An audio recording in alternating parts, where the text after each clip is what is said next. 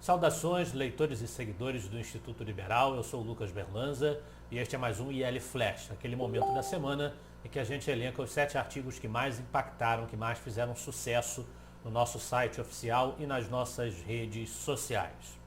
E nosso primeiro artigo do IL Flash de hoje, de autoria do Carlos Júnior, que volta depois de bastante tempo a contribuir com o nosso site com uma publicação inédita, é um artigo que fala sobre um assunto que está preocupando qualquer um que tenha têmperas liberais, espírito liberal, preocupações liberais, que é o grande risco que vem sofrendo um dos princípios mais caros ao liberalismo, que é a liberdade de expressão. É o texto "O preço da liberdade é a eterna vigilância". É mais um artigo que critica a tentativa de censura do filme de Danilo Gentili por parte do governo Bolsonaro, do governo federal, e a tentativa de a prática de cercear a liberdade dos usuários do Telegram, bloqueando a rede social inteira por descumprimentos de ordens judiciais.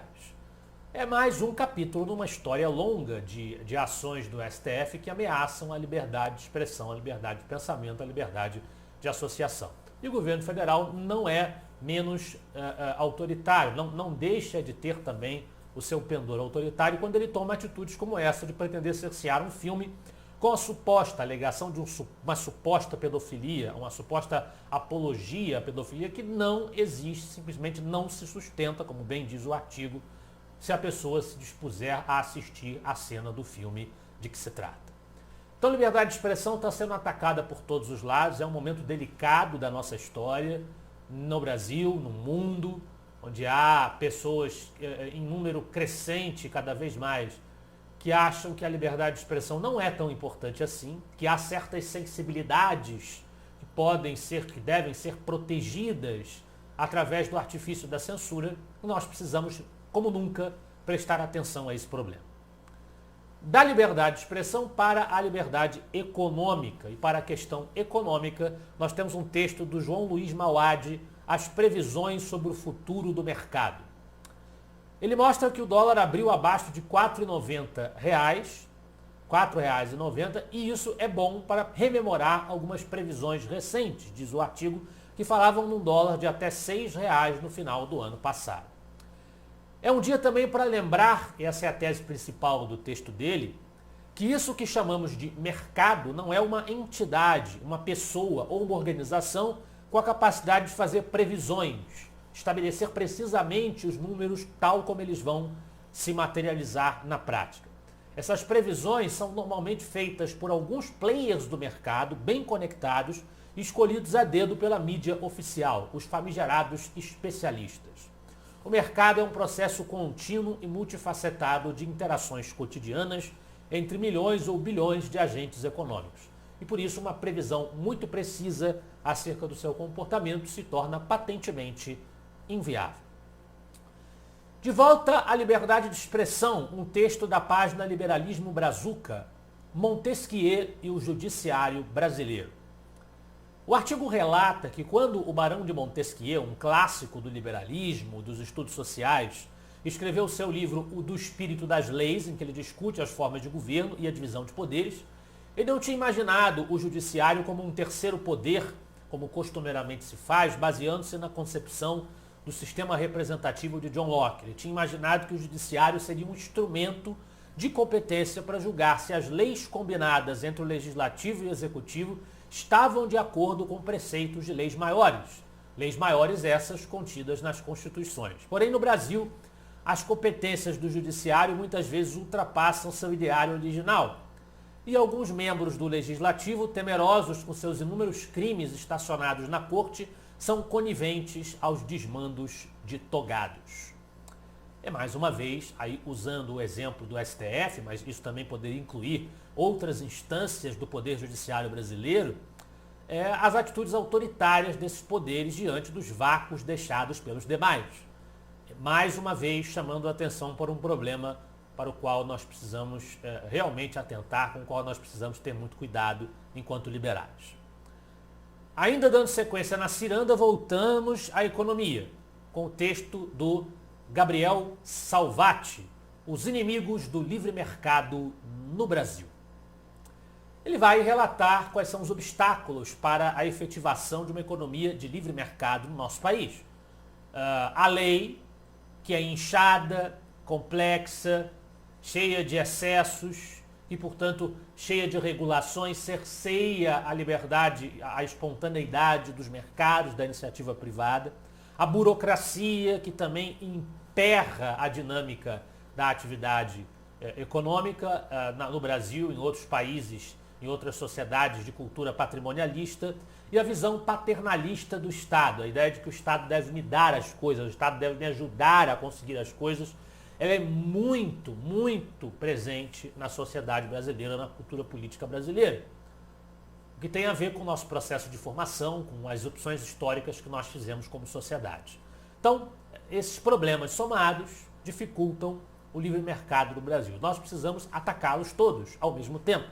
Atacar a cultura através da educação, da divulgação de ideias, o Instituto Liberal tem essa tarefa. Atacar a burocracia e a lei através da mobilização política para, de dentro das instituições e também sob pressão externa, nós podermos reverter o seu inchaço, o seu gigantismo, a sua obesidade. Ainda dentro do tema econômico, nós temos um artigo do professor Alex Pipkin, A Disrupção nas Cadeias Globais de Suprimentos. Diz o professor Pipkin que uma coisa parece certa no cenário atual.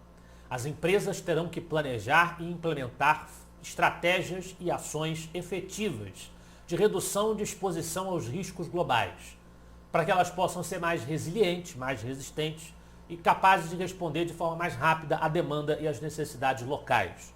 Ele faz uma análise geral dessa necessidade, partindo do princípio de uma série de crises que aconteceram recentemente, que forçaram adaptações muito velozes das empresas dos diversos países, cada uma respondendo às necessidades particulares do país de que se trata. Crises como a pandemia, a guerra da Ucrânia, entre outros problemas recentes que vêm atraindo a atenção do mundo e que impactam, inevitavelmente, a atividade econômica. De volta à liberdade de expressão, mas desta vez, olhando para a Rússia, nós temos lá um tirano que cerceia a liberdade de expressão do seu povo. É o artigo da página Liberalismo Brazuca, Armadilhas e Dilemas de um Tirano.